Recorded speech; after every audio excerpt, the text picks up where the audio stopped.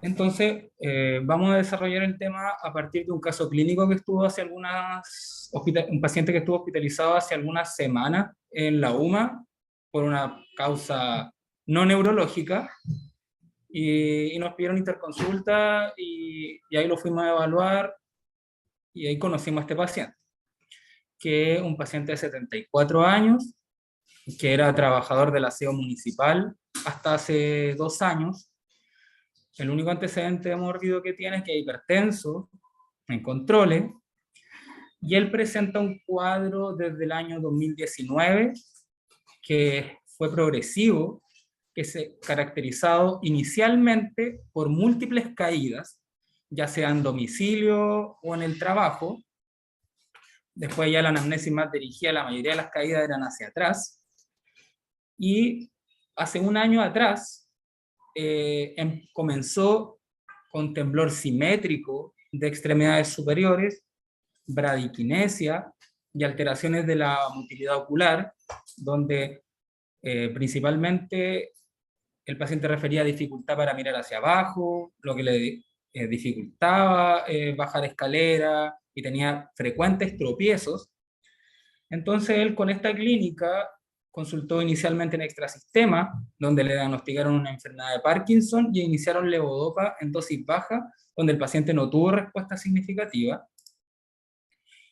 Después de esto, de varias licencias, jubiló y progresivamente comenzó a presentar dependencia para las transferencias, empezó a usar bastón, y para los traslados ya no podía salir a la calle. Y también dentro de la anamnesis ya más dirigida con las familiares, comenzó con características de deterioro cognitivo frontal, con un síndrome de disejecutivo, apatía, enlentecimiento cognitivo, disminución de la fluencia verbal y perseverancia. Y ya hace 3 meses de la hospitalización, comenzó con necesidad de asistencia parcial para comer y asistencia ya total para vestirse y para bañarse y a usar pañales, sobre todo en la noche, por nicturia, dice la familia. Después vamos a describir más adelante el examen físico. Entonces, primero, ¿qué es el parkinsonismo o el síndrome parkinsoniano? Y se caracteriza por eh, toda esta clínica. Primero, que es la bradicinesia y o hipocinesia, donde hay un enlentecimiento del movimiento voluntario. La bradykinesia principalmente se refiere a una disminución en la velocidad de los movimientos, y la hipocinesia una disminución en la amplitud del movimiento, asociado a un temblor de reposo, asociado a rigidez, ya sea en rueda dentada, con estos breves episodios de oposición, alternando con episodios de relajación, habitualmente por el temblor del paciente, y la rigidez en tubo de plomo, donde hay una resistencia constante y donde la intensidad se mantiene igual en todo el rango del movimiento y no cambia al variar la velocidad con que se moviliza el segmento. Al contrario, por ejemplo, de la espasticidad. Y hay además inestabilidad postural, y esta inestabilidad postural no sea explicada, por ejemplo, por una disfunción vestibular, una disfunción visual primaria, cerebelosa o propioceptiva. Entonces los parkinsonismos los podemos dividir principalmente en típico y atípico, donde el representante del parkinsonismo típico es la enfermedad de Parkinson idiopática, que como sabemos es una sinucleinopatía. Y dentro del atípico tenemos los asociados a enfermedades neurodegenerativas. Acá los porcentajes de cuál representa más el parkinsonismo son variados, pero por ejemplo lo más confiable era, por ejemplo, que la atrofia multisistémica, la variante parkinsoniana, dentro de los parkinsonismos en general, representa un 6 a un 10%, la parálisis supranuclear progresiva un 5%, y acá tenemos también la degeneración corticobasal, la demencia asociada a cuerpos de Levy, a la enfermedad de Huntington, y después tenemos los parkinsonismos atípicos secundarios. Hay una lista grande, pero dentro de los más frecuentes está el farmacológico. También tenemos acá la enfermedad de Wilson, y puse como aparte el temblor esencial principalmente para el diagnóstico diferencial del temblor. Inicialmente, al menos el temblor inicial dentro de los pacientes con la enfermedad de Parkinson. Entonces, dentro de las causas neurodegenerativas, la hay dos taupatías. Una es la parálisis supranuclear progresiva, que afecta a las neuronas, los astrocitos y los oligodendrocitos, y se caracteriza por una atrofia generalizada, sobre todo en la corteza frontal, y donde hay compromiso del núcleo subtalámico, del núcleo dentado en el cerebelo, de los pedúnculos cerebelosos superior y el mesencéfalo. Y después tenemos la degeneración corticobasal, que también es una taupatía, y que se caracteriza por una atrofia frontoparietal bastante asimétrica y con compromiso de los ganglios basales también. Y después tenemos las otras sinucleinopatías, al igual que la enfermedad de Parkinson, donde tenemos la atrofia multisistémica, que la variante parkinsoniana, que dentro de la atrofia multisistémica representa un 60%, el otro porcentaje por la variante cerebelosa. Tenemos acá que la atrofia multisistémica es una oligodendrogliopatía, al contrario del Parkinson, que afecta más a las neuronas. Y acá hay compromiso de la sustancia negra, del globo pálido, del puente, de la sustancia blanca hemisférica cerebelosa y del pedúnculo cerebeloso medio. Y la otra sinucleinopatía, que al igual que el Parkinson afecta más a las neuronas, es la demencia asociada a cuerpos de Lewy, donde hay un compromiso más del mesencéfalo, la sustancia negra, y con el tiempo se va afectando más las regiones límbicas y neocorticales. Después tenemos los parkinsonismos atípicos secundarios. Acá no voy a hablar de toda la lista, pero sí me interesa destacar algunas cosas. Por ejemplo, dentro de los fármacos que más parkinsonismo producen, están los antipsicóticos, ¿ya? O antagonistas dopaminérgicos, donde tenemos todos los antipsicóticos típicos, y dentro de los atípicos, generalmente producen parkinsonismo en altas dosis, ¿ya? Habitualmente 15% de los usuarios de tratamientos prolongados con algún antipsicótico va a presentar un parkinsonismo. Otros fármacos que ya son menos usados, por ejemplo la tetrabenazina, que es un depletor dopaminérgico, la alfametildopa, los antagonistas de los canales de calcio, principalmente la flunaricina y la sinaricina, y ya el riesgo potencial más intermedio son otros fármacos que igual son de uso bien común, por ejemplo el ácido valproico, que generalmente se asocia más que a parkinsonismo, más a temblor. Tenemos otros antagonistas de los canales de calcio, como el diltiazemo, el verapamilo, acá destaca la metoclopramida y el litio. Y después ya son otros fármacos con menos riesgo potencial que no los vamos a mencionar. Y después tenemos los tóxicos, ya que se ha descrito el MPTP, que es un derivado mepiridínico de la heroína sintética, el manganeso, el monóxido de carbono y distintos herbicidas, pesticidas o solventes industriales. Dentro de las causas metabólicas tenemos la enfermedad de Wilson, que se presenta con parkinsonismo entre un 20 a un 60% de los pacientes, y destacan acá alteraciones hepáticas y alteraciones del metabolismo del cobre, y otras etiologías metabólicas como trastornos del calcio, la degeneración hepatocerebral adquirida, la neurodegeneración con acúmulo cerebral de hierro.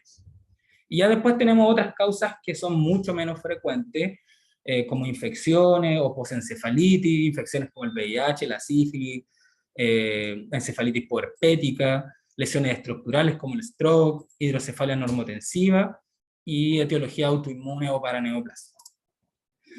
Esto lo puse solamente para comparar entre el parkinsonismo atípico representado por la enfermedad de Parkinson, en que su prevalencia es bastante alta, bueno, depende de la serie, pero va entre 72 a 250 pacientes por 100.000 habitantes, y después ya, como vemos acá, la diferencia baja harto la prevalencia entre la PSP, que va de 1 a 6, 1.4 a 6.4, la atrofia multisistémica también es poco frecuente, la degeneración corticobasal menos frecuente todavía, la enfermedad de Huntington depende de donde sea, pero globalmente es de 5 a 10 por 100.000, y la enfermedad de Wilson es de 3 por 100.000. O sea, la diferencia con respecto a la enfermedad de Parkinson es bastante evidente.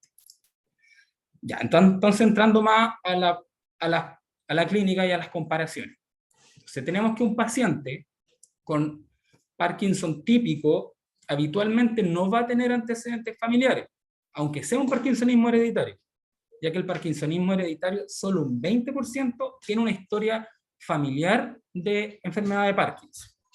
Y acá, dentro de los parkinsonismos hereditarios, tenemos el parkinsonismo idiopático-like, que sabemos que es hereditario, pero acá los pacientes ya se pueden presentar como con inicio precoz del parkinsonismo, o también como un Parkinson idiopático clásico. Y después ya tenemos que clasificarlo como parkinsonismo atípico, por ejemplo, en caso del temblor, que un paciente tenga antecedentes familiares de temblor, nos hace pensar, de solo temblor, nos hace mucho más pensar en un temblor esencial, que el 50% de los pacientes con temblor esencial tienen antecedentes familiares. Lo otro ya que es más evidente, por ejemplo, antecedentes familiares de enfermedad de Huntington, que es una enfermedad con herencia autosómica dominante, y ya tenemos como la otra parte de los parkinsonismos hereditarios, donde tenemos los parkinsonismos plus-like. Generalmente estos parkinsonismos se acompañan de otras sí, clínicas neurológicas, por ejemplo, que son asociadas a distonía, ataxias como la ataxia espinocerebelosa, a demencia o alteraciones mitocondriales. Después la edad de inicio. Entonces, dentro del parkinsonismo típico, la edad de inicio va entre la quinta y la sexta década de vida, con un promedio entre los 55 años. ¿Ya? Pero igual hay parkinsonismo precoce, que se dan en personas menores de 40 años, que representan entre un 5 a un 10%, y ya tenemos ya más raros, son las enfermedades de Parkinson juvenil en menores de 20 años. Que todos estos pacientes se presentan como una enfermedad de Parkinson típica, solo que la edad de inicio lo hace la diferencia. Y como atípico podríamos clasificar entonces que parta joven o precozmente, que puede ser una causa genética, o causas secundarias, por ejemplo, como la enfermedad de Wilson. Otras causas de parkinsonismo atípico, como la enfermedad de Huntington, que parte entre la cuarta y la quinta década en general, depende, pero igual hay un porcentaje que es comienzo infanto-juvenil, entre un 10 a un 15% de los Huntington parte antes de los 20 años, y estos pacientes habitualmente parten como con parkinsonismo, no con core, y pueden estar asociados, por ejemplo, con distonía, con convulsiones, que ya configura la variante de Vespal. Bueno, después tenemos otras patologías neurodegenerativas, por ejemplo, la atrofia multisistémica y la demencia con cuerpos de Lewy, que también parte como entre la quinta y sexta década de vida, pero más hacia los 50 años. Un poco, se habla de que parte un poco antes que la enfermedad de Parkinson misma. Y después ya tenemos la otra, la PSP y la degeneración corticobasal, que ya se presenta en pacientes mayores. Por ejemplo, en el caso clínico actual, el paciente partió con clínica a los 72 años. Entonces la PSP y la degeneración corticobasal generalmente entre la sexta y séptima década, pero más tirado hacia la séptima. Y la forma de inicio, pues un parkinsonismo típico va a ser lento y progresivo. Un atípico, tenemos que ponerle ojo, por ejemplo, que sea inicio agudo o subagudo, y aquí tenemos que sospechar las causas agudas, o sea, las causas farmacológicas, estructurales o metabólicas, en que la forma de inicio sea escalonado. Por ejemplo, en pacientes que tengan antecedentes de accidentes cerebrovasculares a repetición, van a presentar un déficit, después van a quedar harto tiempo con ese mismo, y después se agrega otro déficit, y así, con respecto al parkinsonismo. Entonces, aquí este parkinsonismo habitualmente te predomina en extremidades inferiores, se asocia más a trastornos de la marcha, a piramidalismo y a deterioro cognitivo. Después tenemos que el parkinsonismo parte después de 2 años de iniciada la demencia, nos hace pensar en un Lewy, o una aparición tardía en el contexto de una disminución de una calidad que es más evidente en la infancia.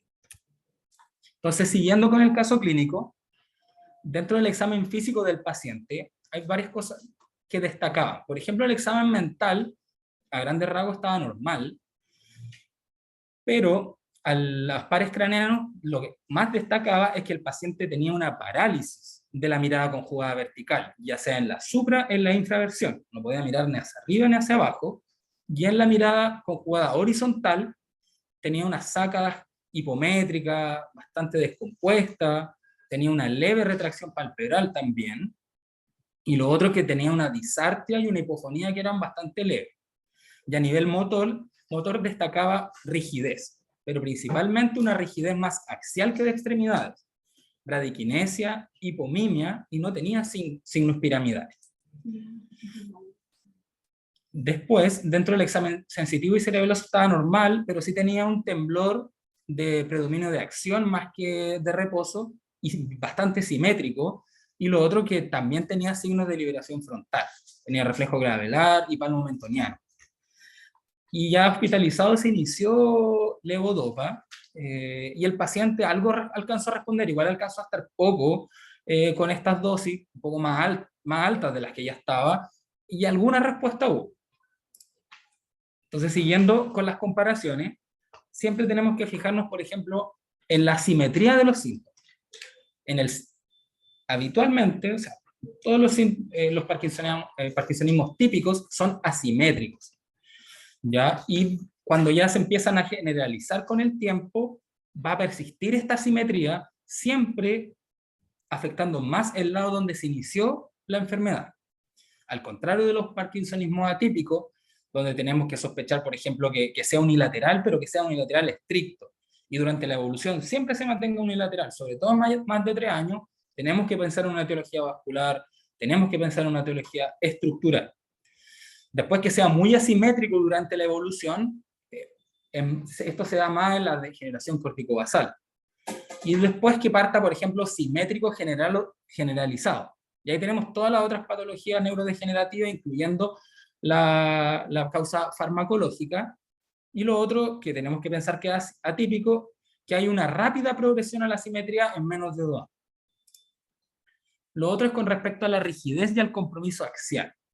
Tenemos que el parkinsonismo típico, la rigidez habitualmente es mayor en las extremidades y se da más en rueda dentada. Y el compromiso axial en estos pacientes con enfermedad de Parkinson va a ser más tardío, donde vamos a ver una anteflexión habitualmente del tronco. Y los parkinsonismos atípicos, habitualmente predomina mucho la rigidez en la forma más secundaria, y el compromiso axial, configurando un síndrome más rígido aquinético, se da más, por ejemplo, en la atrofia multisistémica o la degeneración corticobasal, que es común el compromiso axial, pero habitualmente no es severo. Lo que destaca la PSP es que este compromiso axial es bastante severo, desde temprano en la evolución, como en el paciente que estábamos del caso clínico. Lo otro son los reflejos posturales. O sea, en un parkinsonismo típico, el compromiso de los reflejos es bastante tardío, habitualmente 10 años desde el diagnóstico de la enfermedad de Parkinson, donde el paciente va a empezar a tener una marcha más festinante, con lateropulsiones. En cambio, en los pacientes con parkinsonismo atípico, habitualmente esta pérdida de los reflejos posturales y las caídas de forma precoz, o sea, las caídas van a ser de forma precoz. Entonces, volviendo al caso clínico, este paciente, el primer síntoma que tuvo fueron caídas, ya sea en el trabajo y en su casa. Entonces, esto se da más en los PSP y en la degeneración corticobasal, igual en la atrofia multisistémica, pero principalmente en estas dos patologías, donde en el PSP habitualmente las caídas son hacia atrás dentro del primer año. También se describe el síndrome de cabeza caída en la enfermedad de Parkinson y en la atrofia multisistémica. Con respecto al temblor, entonces el temblor típico va a ser unilateral y asimétrico. Va a ser más de reposo, aunque igual se presenta en un 50% de los pacientes con enfermedad de Parkinson, postural, donde acá destaca, por ejemplo, el temblor emergente, que tiene unos segundos de latencia. Habitualmente, inicialmente va a desaparecer con el movimiento, ya después se pierde esta característica durante el tiempo, y ojo que la atrofia multisistémica igual puede tener temblor de reposo, pero en una minoría de los pacientes, un 10%. El temblor de la enfermedad de Parkinson es amplio, con una baja frecuencia, y habitualmente se da en las extremidades superiores con una pronosupinación del antebrazo o un pildoreo en el índice con el pulgar. También puede haber compromiso cefálico, y destaca que el temblor mandibular se da más con la boca cerrada. Al contrario, por ejemplo, del temblor esencial, donde se hace más evidente el temblor mandibular, se hace más evidente con la boca abierta. Entonces eso igual es una característica que tenemos que fijarnos. Y uno de los grandes diagnósticos diferenciales dentro del temblor, más que de parkinsonismo, es en el temblor esencial, que habitualmente va a ser bilateral, simétrico y asincrónico entre las dos extremidades, y va a ser mucho más postural. Y reposo se va a dar ya en etapas mucho más avanzadas. Y acá tiene una frecuencia moderada, mayor que el Parkinson, y en general en las extremidades superiores va a haber más una flexoextensión de la muñeca, más que una pronosupinación del antebrazo. Y acá en estos pacientes con temblor esencial, el temblor cefálico es hasta un 40%, entonces es mucho más frecuente que en el Parkinson. Después tenemos el temblor cerebeloso, que es más cinético y de intención, y es de gran amplitud y de baja frecuencia. Tenemos el mesencefálico, que se da en todas las modalidades, pero mucho más, tiene un componente más cinético. La atrofia multisistémica igual puede tener temblor, pero habitualmente es más fino, rápido, irregular, con algunas mioclonías. Y después dentro de la otra enfermedad neurodegenerativa y los fármacos, siempre en más predominio acción y no de reposo. Entonces tenemos que pensar al tiro, como en este paciente, que el temblor la ausencia de temblor de reposo y de más de predominio de acción sale de lo típico del Parkinson, y la enfermedad de Wilson, que generalmente da temblor en todas las modalidades.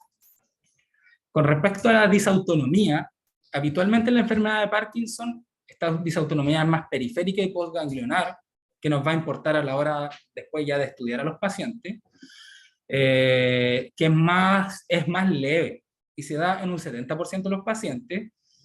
Y, por ejemplo, también es leve en la PSP y en la degeneración corticobasal, en que ni siquiera tienen ortostatismo a veces. Y la disautonomía en la enfermedad de Parkinson es más tardía, o sea, después de años de evolución, igual que la inestabilidad postural. En cambio, en los parkinsonismos atípicos, esta disautonomía es más cuando es de inicio precoz, o es la presentación de la enfermedad, o parte severo, ya uno piensa al tiro en una atrofia multisistémica. Ya que acá generalmente la disautonomía es más por una disfunción central o preganglionar. Y, por ejemplo, el Levy tiene también disautonomía, pero es más tardía, un poco antes que la enfermedad de Parkinson. Con respecto al deterioro cognitivo, habitualmente en la enfermedad de Parkinson el deterioro cognitivo aparece después del año, por definición, y habitualmente después de varios años de parkinsonismo. Igual en la atrofia multisistémica no predomina el deterioro cognitivo, pero sí se puede dar en un pequeño porcentaje de los pacientes. Lo que sí tenemos que tener en cuenta es que en la enfermedad de Parkinson se ha visto que hasta de un 20 a un 26% presentan algún grado de deterioro cognitivo leve. ¿Ya? Y la demencia en los pacientes con Parkinson se va generalmente a desarrollar tardíamente, o sea, a los 10 años de evolución un 46% de los pacientes con Parkinson van a tener demencia, y a los 20 años de evolución un 83%. Y habitualmente este deterioro cognitivo se caracteriza por una alteración de las funciones ejecutivas y visoespaciales. En cambio, el temblor atípico, por ejemplo, en la demencia con cuerpos de Levy, generalmente el parkinsonismo comienza antes, o sea, el deterioro cognitivo comienza durante el primer año de iniciado el parkinsonismo. Ya a veces son bastante sincrónicos. Y acá la demencia va a ser más fronto-subcortical, parecido a la del Parkinson, con alteración de las funciones ejecutivas y visoespaciales, pero obviamente mucho más precoz. Y lo otro que tenemos que pensar en otros pacientes con enfermedad neurodegenerativa, PSP o degeneración corticobasal, en que el deterioro cognitivo va a ser temprano y entre moderado a severo. Y una de las cosas que destaca, por ejemplo, de la enfermedad, del deterioro, o sea, de la degeneración corticobasal, es la apraxia, la agnosia y la afasia, que no se da habitualmente en todas las otras patologías que hemos hablado. Y en la PSP puede haber una demencia frontotemporal de la variante conductual, pero ya generalmente con mucho más años de evolución. A nivel neuropsiquiátrico, los pacientes con Parkinson o dentro del parkinsonismo típico, habitualmente las alucinaciones visuales son bastante aisladas, con cuadros que van a ser confusionales, más transitorios, de predominio vespertino, generalmente cuando los pacientes están como con somnolencia o cuando recién se están quedando dormidos. Y en etapa avanzada, los trastornos del ánimo son bastante frecuentes en la enfermedad de Parkinson, hasta un 50%, sobre todo depresión, pero habitualmente esto uno lo va viendo durante la evolución de la enfermedad. Dentro ya de los pacientes con parkinsonismo atípico, lo que destaca en el Levy, por ejemplo, son las fluctuaciones cognitivas, las fluctuaciones en la alerta. en la vigilia. Y lo otro es que estos pacientes presentan alucinaciones visuales habitualmente precoces y complejas.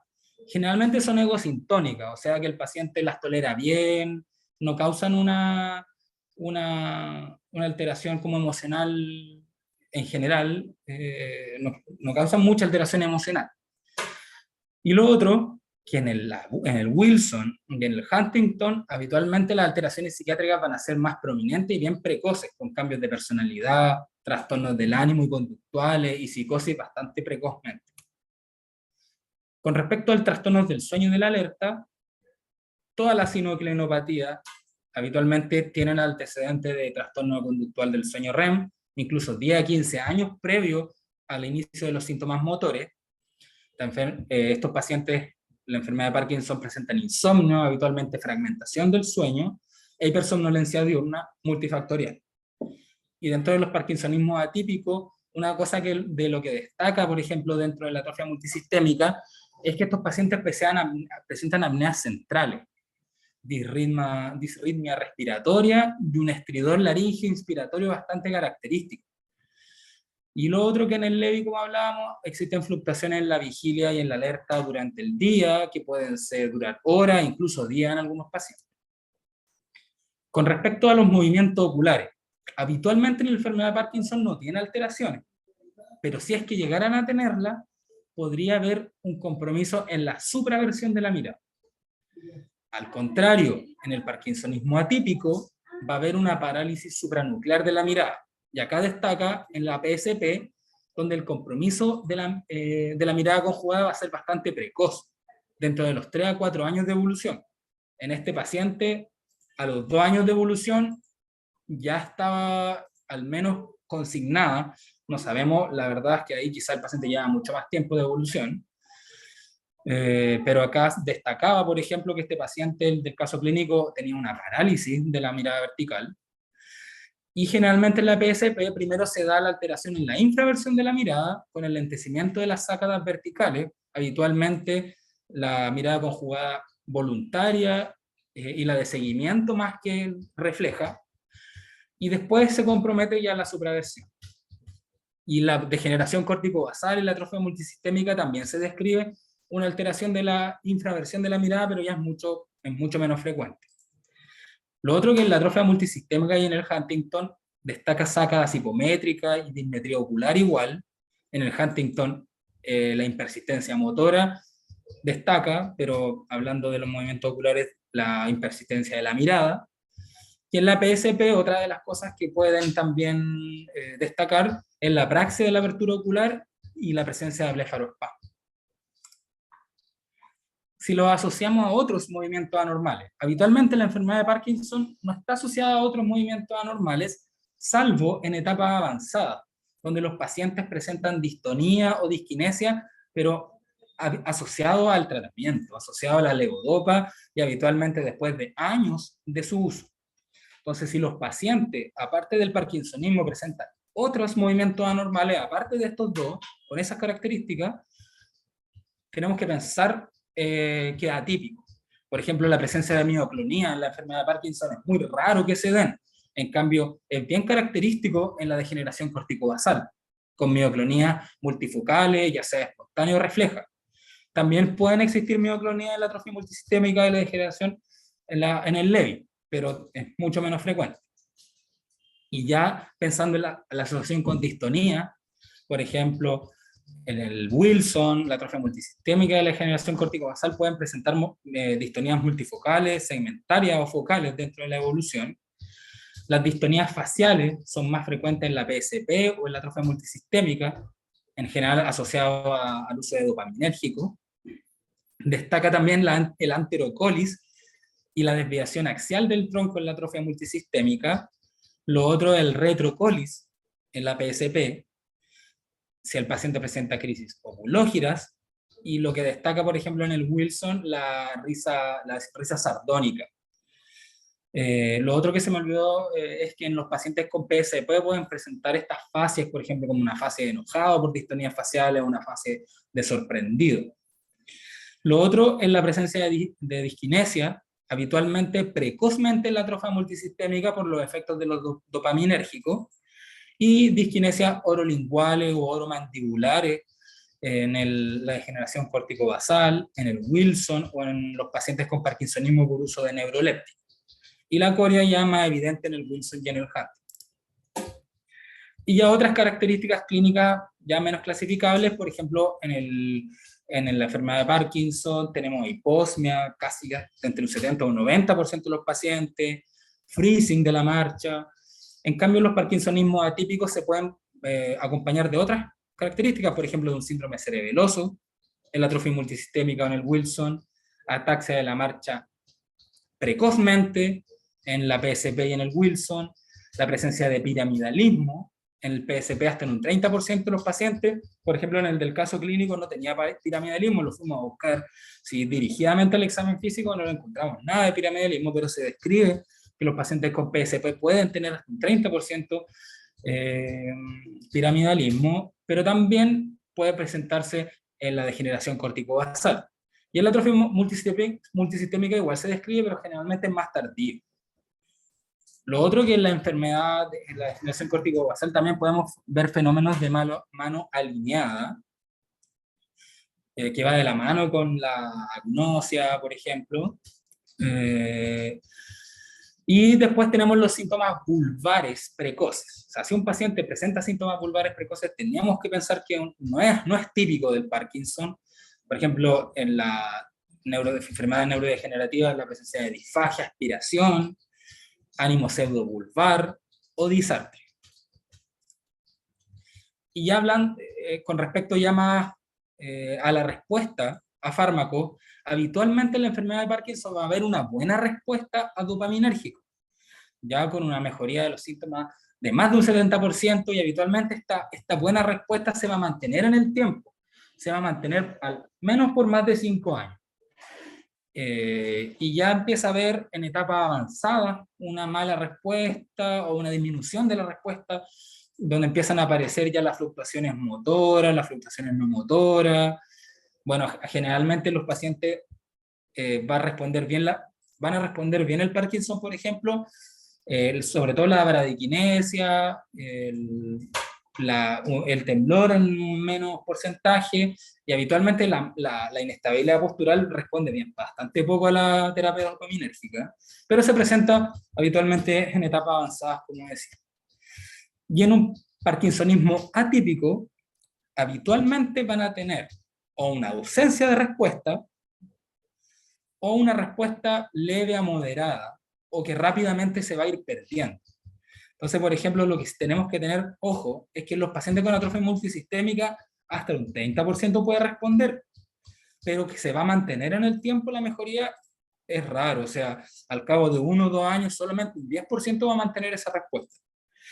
Y también en la PSP y en la degeneración corticobasal, igual un 30% va a presentar respuesta como en este paciente, pero se va a ir perdiendo en unos meses.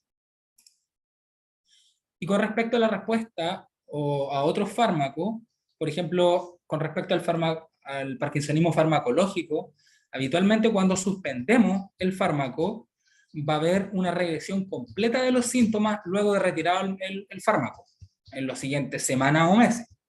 Pero si vemos que el paciente estaba con un fármaco que le producía parkinsonismo y vemos que hay una regresión parcial o nula, tenemos que pensar que el paciente puede haber tenido un parkinsonismo subclínico y que netamente se manifestó con el inicio de los fármacos, y si esto se mantuvo después de suspendido el fármaco con los meses.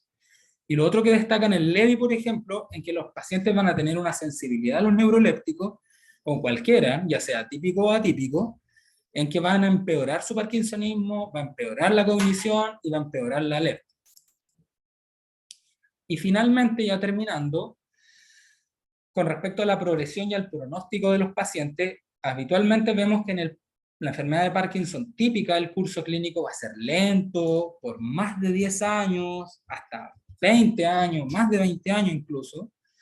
En cambio, como vemos en el caso de este paciente igual, en que este paciente en 3 años se hizo dependiente. O sea, fue una evolución muy rápida, Y vemos, por ejemplo, que en la atrofia multisistémica, hasta más del 40% estará severamente discapacitado a los 5 años de iniciados los síntomas. Y acá puse una comparación de la duración de las distintas enfermedades, en que el LEDI, la atrofia multisistémica, habitualmente duran entre 6 a 8 años, la degeneración corticobasal, los pacientes tienen una sobrevida de 8 años en promedio, la PSP entre 5 a 9 años, y ya el Huntington es el que más dura, pueden durar hasta 15, hasta 20 años los pacientes. Entonces, para resumir, tenemos que este paciente, bueno, finalmente tiene una parálisis supranuclear progresiva, pero rescatando todas las cosas como más importantes del caso. Entonces, por ejemplo, este paciente tenía un parkinsonismo, ¿ya? Tenía temblor, tenía rigidez, tenía cinesia, tenía alteración de inestabilidad postural. La edad de inicio es bastante típica de la PSP, 72 años. Fue siempre simétrico desde el inicio. La rigidez era mucho más axial y bastante severa. Los reflejos posturales también estuvieron alterados desde el inicio, con caídas frecuentes. El temblor también era simétrico, de predominio de acción, no de reposo. El deterioro cognitivo se fue viendo con alteraciones en la función ejecutiva. Los movimientos oculares claramente estaban alterados, dentro de la parálisis conjugada vertical, por ejemplo. La respuesta dopaminérgica fue mala, o sea, nula en dosis baja y bastante escasa en dosis más alta, y la progresión fue rápida.